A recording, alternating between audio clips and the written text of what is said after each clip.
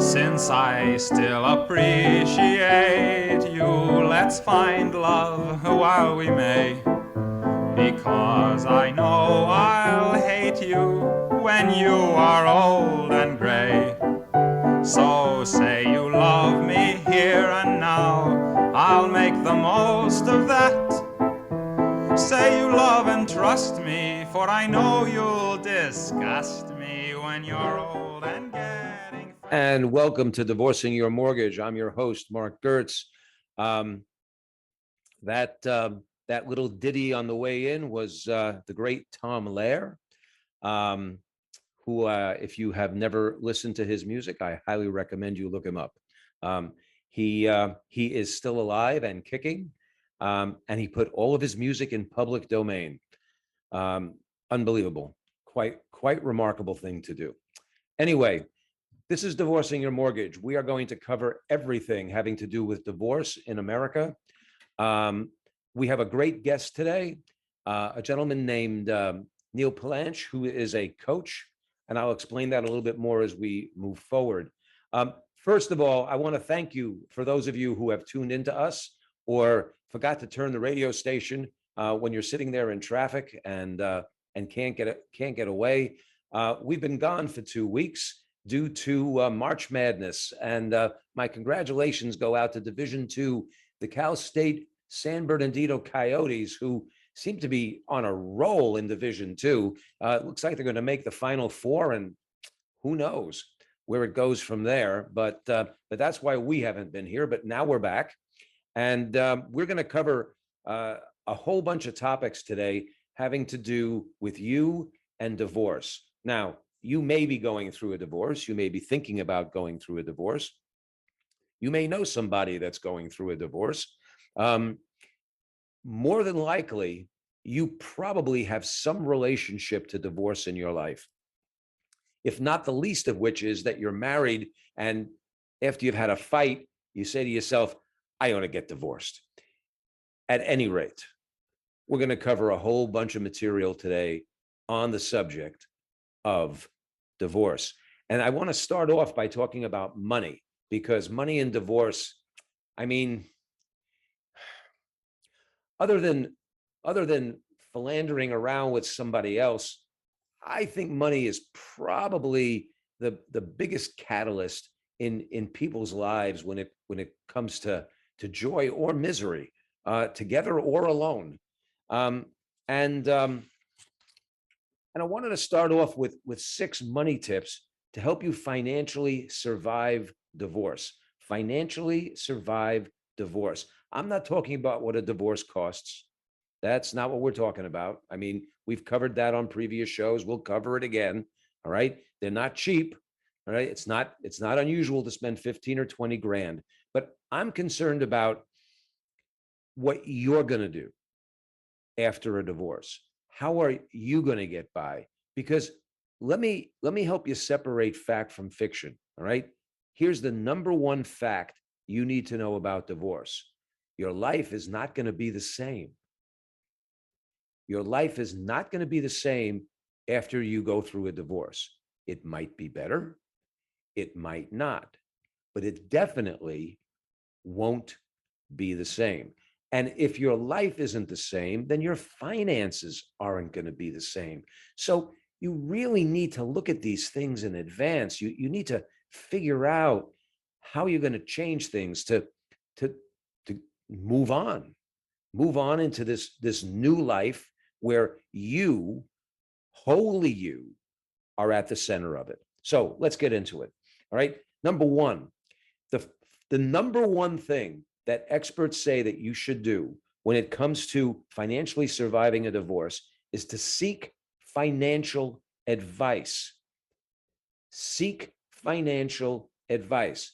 Nobody makes it out there alone. I don't care what you're talking about. No one makes it alone. Now, some people may take all the credit for making it, but it doesn't mean they got there by themselves. Sometimes they admit it, sometimes they don't. But everybody gets help in this world.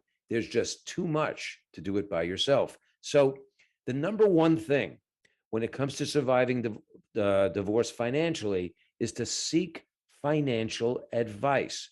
It's not uncommon, especially if you're a woman, that your spouse is the money manager in the household. And you're going to need to build some skills before going it alone. And even if you are the one crunching the numbers, the financial complexities of divorce are probably greater than what you'd expect. You need to meet with a financial professional before you file your divorce. Hear me, before you file, before you get an attorney, all right? Or at least as soon as possible if you've already begun it.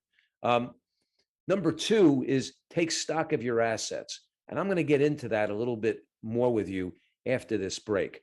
You're listening to KMET. This is Divorcing Your Mortgage. I'm Mark Gertz. Call us 951-922-3532. We'll be right back after this with more Divorcing Your Mortgage.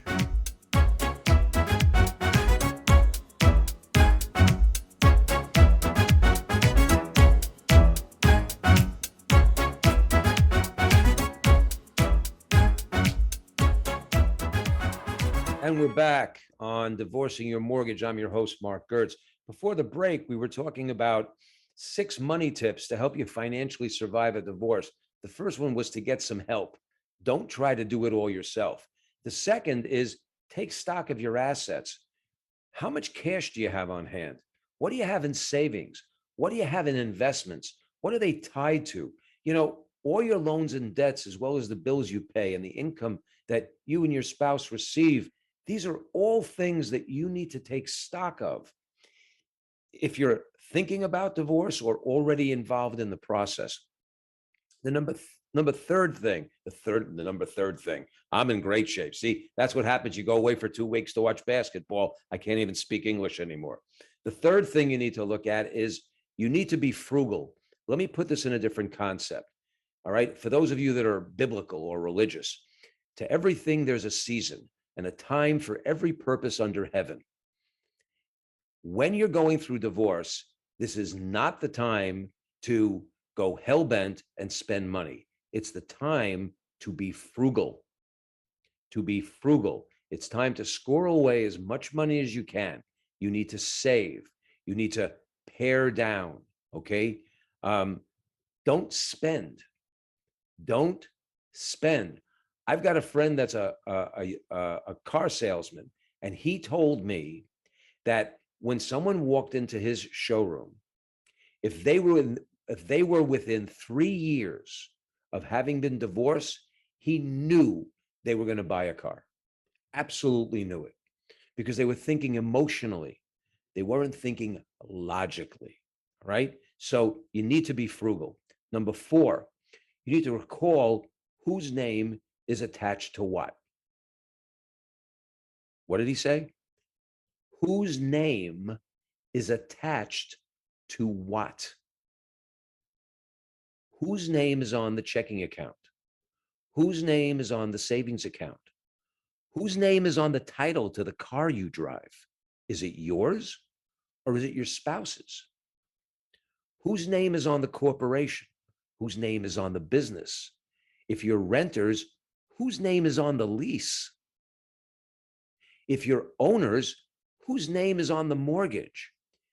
Whose name is attached to what? Whose name has authority to talk to the school about taking your son or your daughter out early? Who has the authority to do these things? Whose name is on it? Whose name do you want on it? What items do you want to give your spouse authority to do something? Do you want your spouse to be able to unilaterally go to school and take your child out of school? All right. Whose name is attached to what? Number 5. This is a tough one. This is a tough one. You need to be prepared to sacrifice. Okay. I know the last thing you're thinking about when you're getting divorced is sacrificing, because to a great degree, you feel you've been doing that for a long time already. You've been sacrificing your joy and your happiness to your spouse. I know a lot of people feel that way. Or for one reason or another, you've been sacrificing by staying in the marriage. or trying to stay in the marriage. But unfortunately, when you start contemplating divorce, one of the things that you seriously need to internalize is sacrifice. All right. You're probably not going to come out with everything you hope to keep. All right. You're probably not going to come out with the exact type of lifestyle that you really want to live, unless you and your spouse are really, really wealthy and you can fund that. And you both agree to some type of equitable division of property. For most of us, once you divide the marriage, you divide the money too. And there isn't that much to live on. And is it more expensive to live singly than it is to live as a couple? You betcha. You bet it is. Okay. So you need to prepare to accept sacrifice. You need to accept that your standard of living is likely going to change. Maybe not forever, but at least for a little while. And while you won't necessarily be starting from scratch, you're definitely going to be starting over. You're definitely going to be starting over. You might have to divide that pension plan. You might have to divide a lot of things that you hadn't thought about. Okay. So you have to be prepared to sacrifice. And the sixth thing that you need to think about, and again, this is a tough one for a lot of people, is you have to agree to work together. You know, a lot of people allow marriages to deteriorate to the point where all they want to do when they start a divorce is hurt the other person, and attack them, and attack him or attack her. And sometimes they use the kids to do this, and sometimes they use the courts to do this. But you know what? It doesn't make any sense. If you're willing to cut the cord, it's also the time to bury the hatchet. Let me say that again. If you're ready to cut the cord, it's also time to bury the hatchet. If you and your spouse can agree to cooperate as you disentangle your estates, your divorce is not only going to cost you much less overall, but you're also both going to be better off. It's going to be better for you if you can do things civilly. All right. The famous divorce that I've mentioned previously is Tom Brady and his wife. I mean, have you heard anything about that divorce? No. Are they fabulously wealthy? Yes. Did you hear them beat each other up in the newspaper or online? No. They agreed to work together for the benefit of all parties. And so should you. We're going to be right back after this break. All right. We've got a great guest coming on who's going to talk to you about coaching and divorce and how to do it better than most people. I'm Mark Gertz. This is Divorcing Your Mortgage. We'll be right back.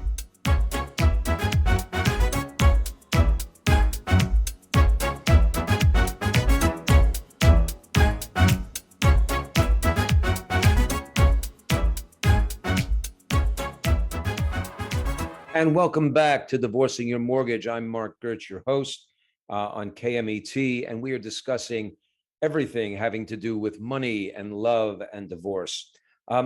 My guest this week is Neil Palachi. He is the founder of the Divorce Transition Professional Network Group, DTP, and for the Wealth Creator Company for Women Incorporated, for women in particular.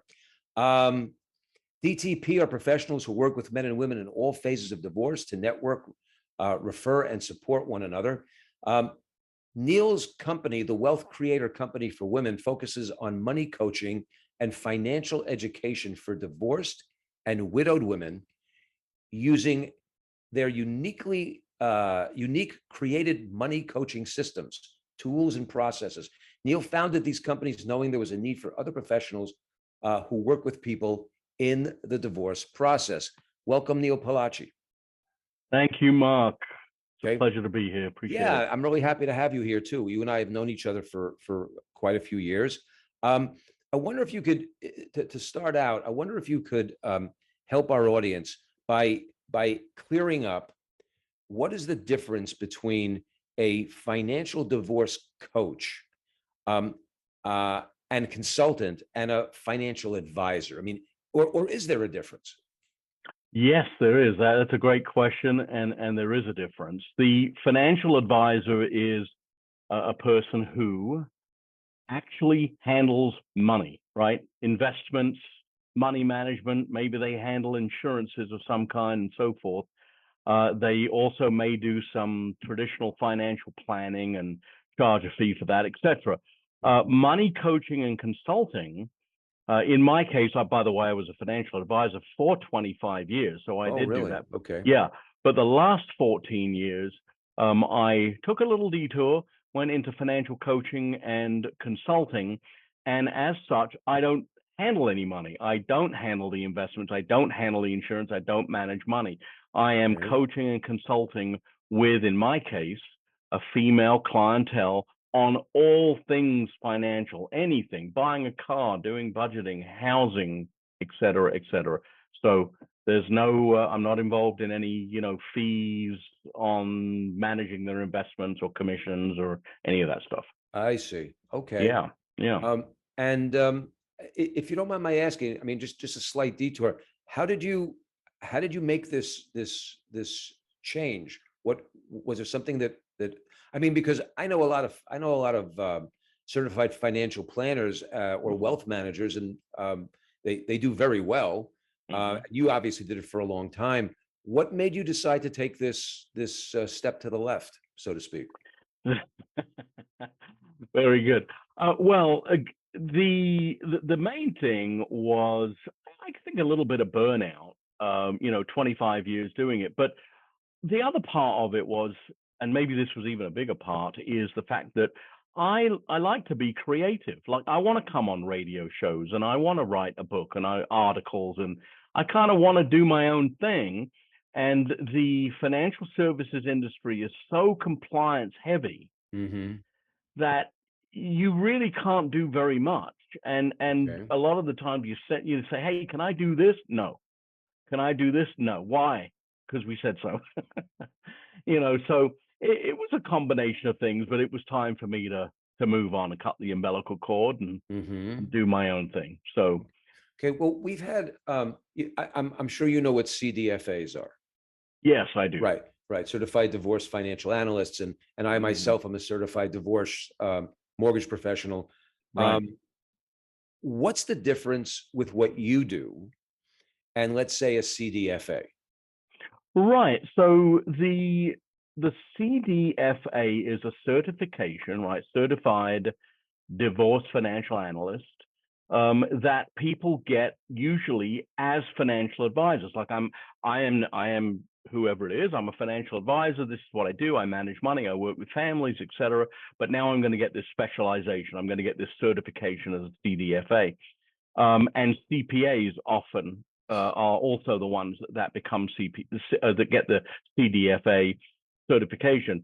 The difference there is it's a certification. It's not necessarily their life. They're not necessarily in the divorce business full time. Okay. Some are, Mhm. and certainly they get more involved in the divorce process. Like, for instance, if there's a collaborative law case, maybe they're part of the team. That's not my role at all. I'm not involved in the collaborative divorce process. I'm not in the room. My client Okay. is the wife, period. I'm working with her, for her. She pays me directly. I give her my best advice. You mentioned earlier, talk to somebody before you're going to file. That was one of your 6 suggestions. A very, very good one. And maybe that person ought not be a lawyer or a financial planner per se, but Okay. maybe it should be a consultant, somebody that can kind of give you an idea of what it's going to look like as you move through the divorce process before you get into all the legal entanglement.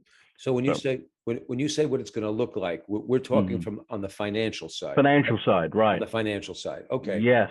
So I don't get into the emotional side of it. It's okay. purely financial. And my clients are coming to me and they're kind of saying, am I going to be okay?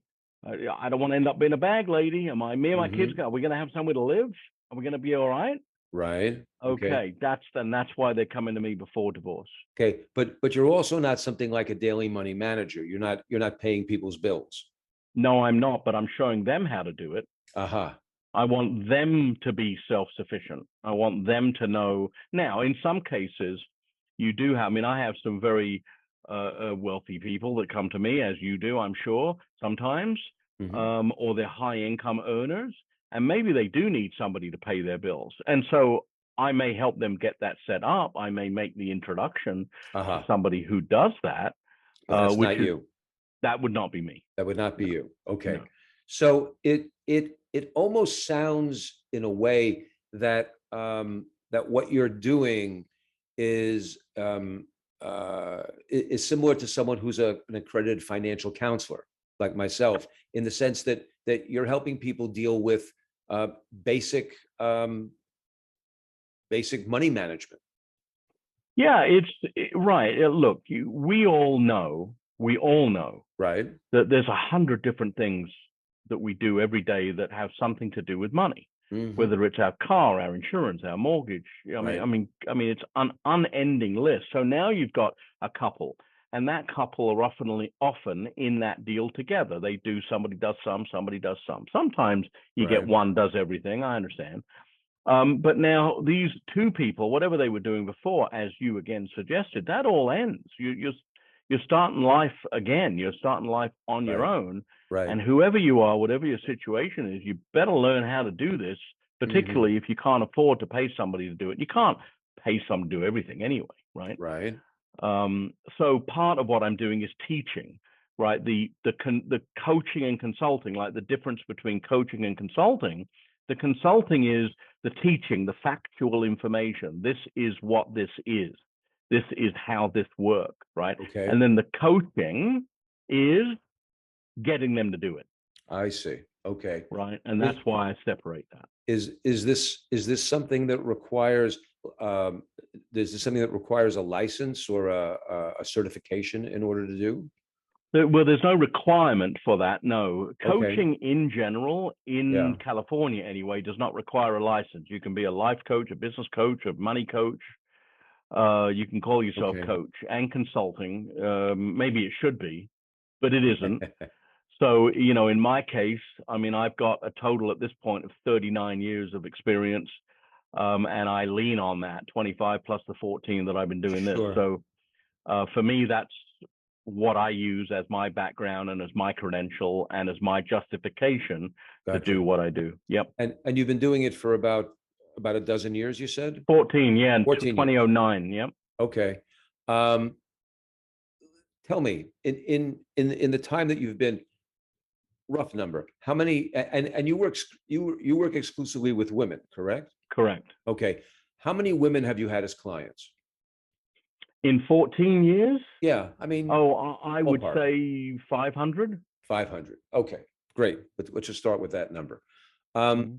how many of them, and how many of them were in divorce situations? All but All of them. maybe 10. I mean, I do a little bit on the widowed side. Great majority. Okay. Yeah. Um, Pretty much across the board in terms of age, from one 45 to 70. 45 to 70. Okay, I'm just trying to get a handle on Yeah. what it looks like. Yep. Right? 45 to 70. Would you say in the majority of these marriages that were coming apart, was the husband or the other spouse the one that was handling the money predominantly beforehand? Yeah, I'd say in about 65%. So yes, that would be the majority. So Okay. yes.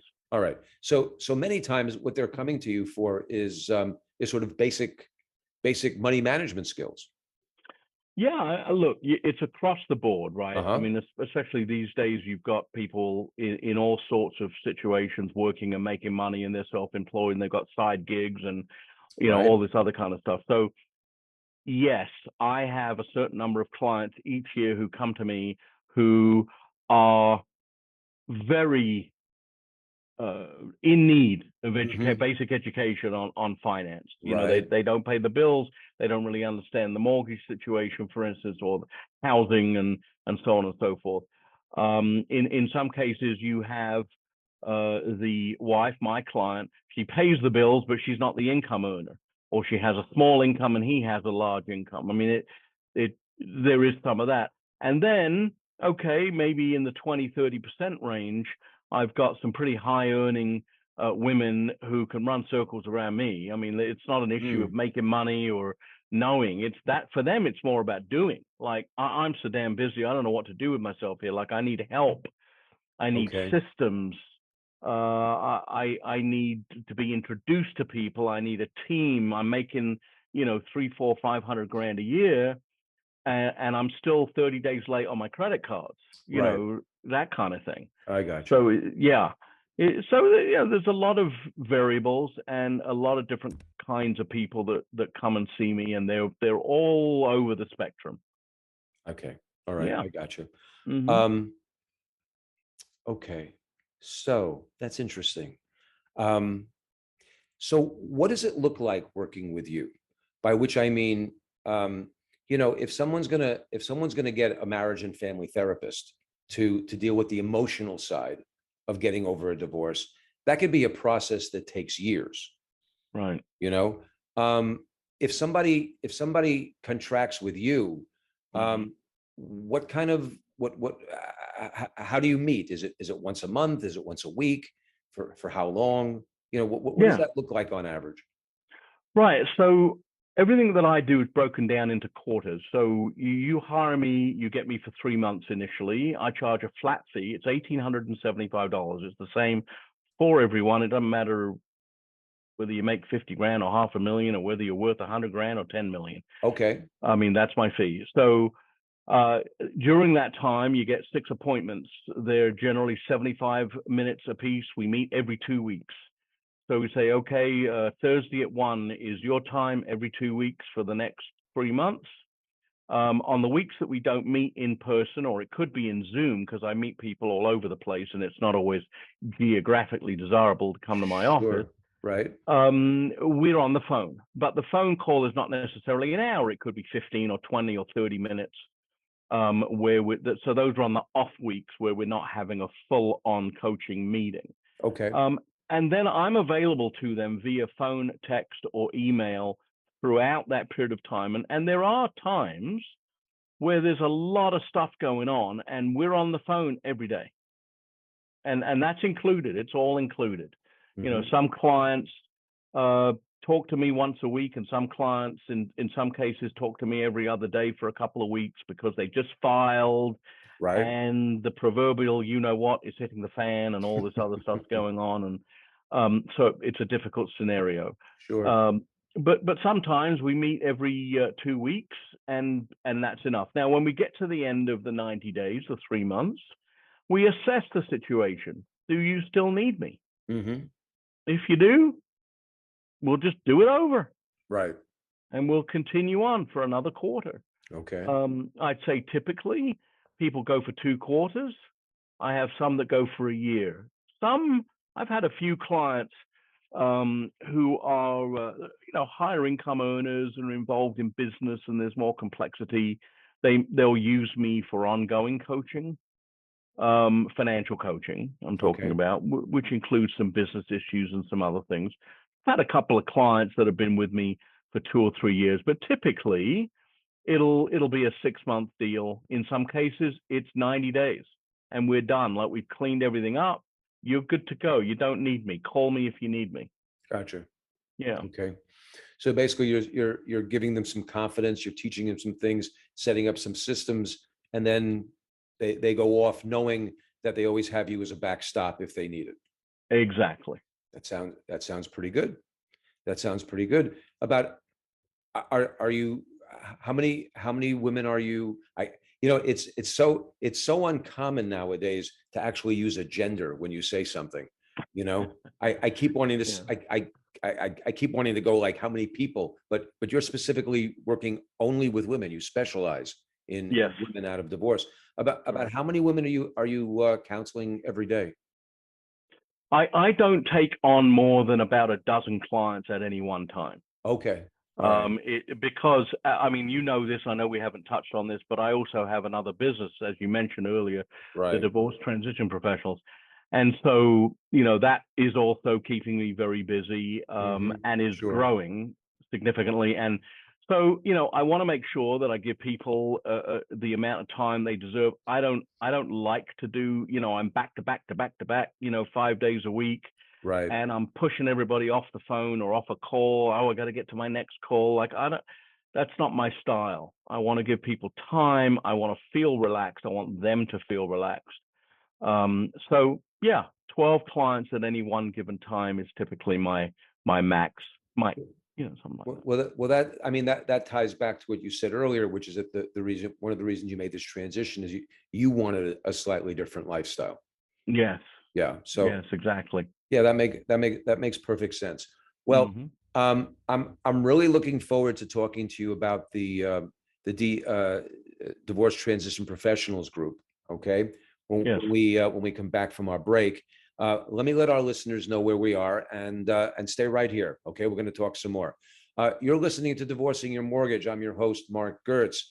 We're here on KMET, 1490 AM, 98.1 FM. Call us. Talk to Neil. 951-922-3532. We're here to answer your questions. This is Divorcing Your Mortgage, and we will be right back after this.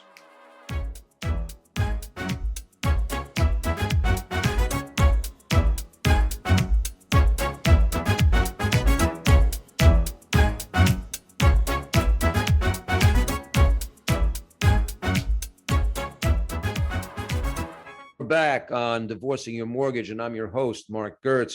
We're talking to Neil Palachi, who has basically two careers. He is a coach and consultant working exclusively with women that are either on the beginnings of or the ends of going through a divorce. And he's also the founder of DTP, the Divorce Transition Professionals Network, which we're going to talk about in a second. Neil, I wanted to ask you one thing before we get into DTP. If one spouse generates most or all of the household income, isn't it true that a similar standard of living has to be created for both spouses as before the divorce? Similar standard of living is the goal, but it's very difficult to do. And you mentioned that before, like that you come out of a household, you've got 200,000 of income, it's all generated by one spouse. And now you go into two households, and you try to replicate a $200,000 income in each household. Almost impossible, if not impossible. Yeah. But if you're living in a 4,000 square foot home and you can both live in a 2,000 square foot home, maybe you can get it close. It depends if you're willing to do a little downgrade. So you could end up with a similar standard of living to each other, but not necessarily kind of what you had before. That would be a little tough. Okay. The reason I asked you that question is because, as you know, before you came on the show, we were talking about expectations. Okay. And I was saying things about frugality and some other things. How much of your work gets into helping women modify their expectations of what their life is going to look like? A great deal of it does. It's one of the major issues that we have, and it takes time, right? It depends where they are in the process. Now, if they're at the beginning, if they're someone that comes to me prior to even filing for divorce, that's a big discussion that I'm having with them, just so that their expectations are in line. Now, if they're already halfway through the divorce, they're already seeing that happen. They're already seeing that that's probably what's going to happen. So there's less convincing to do on my part, but nevertheless, I want to have them feel and know, again, that they're going to be okay. That yeah, you may not, maybe you can't drive a 700 series Beamer, but you could drive an Acura or even a small Lexus, and it's going to be nice. You're not going to be in a 2002 Chevy Malibu with 300,000 miles on it. Not that we have anything against General Motors products. That's not the point. Okay, just want to clear that up Yeah, for General Motors exactly. fans out there. Oh yeah. Yeah. Okay. Well, not to put you on the spot. I mean, as you mentioned, you've probably coached 500 women in the course of the last 14 years. With regard to this topic of expectations, do any clients come to mind that you maybe could share with us about, sort of like before and after, what that looked like? Yeah, I can think of one client. I can think of many clients, but one client in particular who, before she started working with me, and by the way, I don't want, I don't want to make it sound like I was the one fully responsible for everything that occurred Okay. following, but I was just involved. Let's just say Hmm. that, right? But she came out of a $60,000 job, and we knew that she had to increase her income. And how we're going to do that? There were also expense issues, and she owned a home, and am I going to be able to drive a decent car? And there were issues that needed to be dealt with. And she has done. It's really unbelievable what she's been able to do, but she's taken her income from $60,000 to, I think she's pushing 250, maybe even $300,000, Wow. working for a major corporation as a vice president. It's been about, I haven't worked with her very closely, let's say for the last year or two. She got remarried, but this all happened before she got remarried. Okay. And it's just phenomenal what she was able to do. And I was involved, and I had an impact. I mean, I think that that's a reasonable thing to say. But she's just an extraordinary person who, once she kind of figured out what she wanted to do, she went for it. And it was just kind of a pleasure and a privilege to be around that and to see Wa- that happen. Was that something that was part of your coaching with her? Was helping you to figure out what she wanted it to look like? Or Yes, without question. And okay. we sat, for instance, we would sit and role play on Wow. job interviews, and what am I? I'm in my job, but I want this promotion, and I want to get more income, and I don't want to over ask, and I don't want to blow myself out of the water. Like, what's the best way to approach this? Uh-huh. And so we would do some role playing on what that might sound like. I mean, I'm never going to be in the room, right? This is her interview, her deal. I mean, Right. and it just worked out phenomenally. But yeah, in terms of where she wanted to go and how she wanted to do it, I mean, she had some pretty good ideas as to what that was going to look like. I, of course, gave her my feedback, my ideas. She's the decision maker, as the client always is. I never take power of attorney of anything, Uh-huh. just to be clear. And Absolutely. yeah, but yes, involved. That was one case, and there's a few of them, but that was one where I was very involved in many, many aspects, from job to budget to housing, to how to educate the kids, how to pay for that, or tons of stuff. It was really, really very good. It almost sounds like you took the entire situation in the present, dissected it, took it apart, and then reconstructed it based upon what she wanted to accomplish, and then all she had to do was follow through. Well, I mean, in a sense, I mean, I think that we did that together, No, no, and I'm not then she minimizing had, it. I'm saying yeah, that's a lot.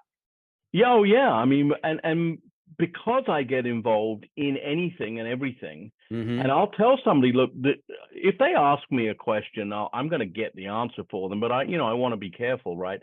I'm not practicing law. I'm not a CPA. Right. So, I may go to those folks and say, hey, look, I just kind of want to get a basic answer. I've been asked this question. I don't know. What's the answer? What do you think? I see. And then I'll tell the client, okay, this is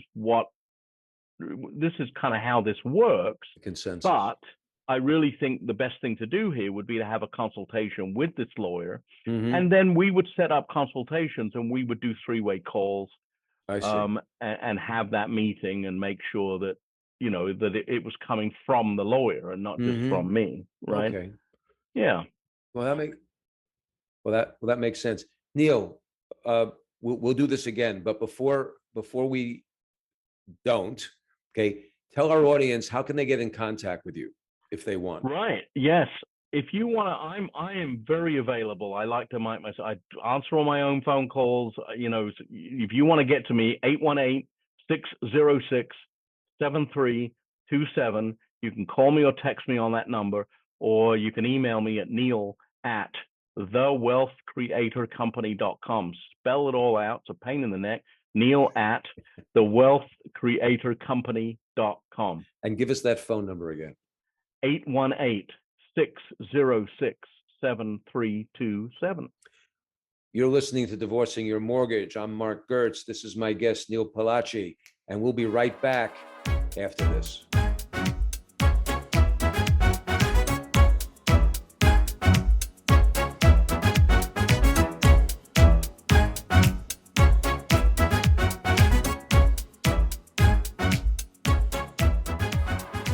And we're back on Divorcing Your Mortgage. And our guest today, Neil Palacci, has agreed to stay on till the end of the show. And the major reason that I wanted to keep Neil with us is because he has an entirely different business besides what he's been talking about as being a coach and consultant. And that is Divorce Transition Professionals Network. Neil, let me just put the ball in your court. Tell us, what is DTP? So DTP is a network of professionals, all of whom either handle divorce-related issues all the time, or at least some of the time in their practice. Mm-hmm. And to make that clear, you all know that if you're a divorce lawyer, family lawyer, you pretty much 100%, that's what you do, is divorce. But if you're an insurance agent, you know, you have clients that go through divorce and you handle their situations, but you also handle a lot of other types of things. And the same in the mortgage business, like with you, Mark. Mm-hmm. You know, you do a lot of divorce related stuff, and then you do some regular stuff. So we've got all that in the group. Now we have chapters right now in 4 states and 2 countries. We've got 20 chapters: California, Texas, Florida, Illinois, and London. We've got chapters coming in Denver and Atlanta and Coachella Valley, and believe it or not, in Cape Town, South Africa. Yes, people get divorced there as well. And in each of those chapters, we have lawyers and accountants and mortgage professionals and realtors. We have private investigators and forensics. We have insurance agents and financial advisors and life coaches and therapists and so forth. And they're all working together. They're all in business for themselves individually, but they're networking. They are collaborating, learning, and then ultimately meeting our mission, which is making divorce just a little bit easier. I see. So this is, you used the word yourself. So this is basically a networking, a formal networking organization. That is correct. I see. Yeah. Okay. Mm-hmm. And when did you found this? I founded this in January of 2017. We're about just over 6 years old. When I became a coach in 2009, I had a study group, lasted for a few years, and then I just wanted to formalize it. So I started this business. And we had our first chapter in Westlake Village, California in 2017. And since then we've grown it. And in about 3-4 months, we'll be at about 25 chapters. So it's really, really been a lot of fun. And more than that, it's been an incredible resource for the literally millions of people that go through divorce every year. I see. Okay. Well, explain that. And what I mean is, I can understand that it would be beneficial for the members of the group in terms of creating relationships and sharing business. But in what way does DTP benefit the public or benefit people going through divorce? Right. So if you've got if you have an organization, let's say a chapter, let's say we've got the Westlake Village chapter, and I have a client, and she is about to go through divorce and she doesn't know what the process is or who to go to but we know that she needs a lawyer. Maybe that's a mediator. She needs a mortgage professional. She needs a realtor. She needs a financial advisor at some point, not necessarily all up front, but at some point she'll need all of those people. The idea of the networking is that those people are available to me or to another individual who's a member of the group in order to create a team around this particular client. I see. And so that's how we're helping the client. The end client is all, I mean, look, without an end client, there's nothing. We can network for what? Because we want to go out for a drink? I mean, no, it's all about we can do that if you like. But it's all about the end client. Okay. And helping that person. And as a result, we all end up with a client. And therefore, that also ends up generating referrals and so on and so forth. So the better we do in collaborating with each other in those networking meetings. Yeah. And we have a system to do that. Like we have follow-up meetings with groups and so on and so forth. And that helps to create those groups. I'm sorry. I need you to explain that last part. What do you mean by follow up? And so you go to a meeting and there's 20 of you on a Zoom room or in a room. Okay. Right. And that's the beginning. So that's the chapter meeting, and we bring in a speaker. So we bring in Mark Gertz, and he's going to speak to us for half an hour about how reverse mortgages can be used in a divorce scenario, right? Okay. And so you educate us. Great. Thank you for that. And then we have our 1-minute introductions, and then we have our testimonials, because I want to make sure that I really give a pat on the back to somebody else that helped me help a client, right? Gotcha. Then when we leave those meetings, and the meetings are monthly, well, what do I do between now and the next meeting? Well, we have something called the Troika, which is a made-up word. I know there is a word called Troika, and there's another organization that uses it, but we won't talk about them. But we use Troikas.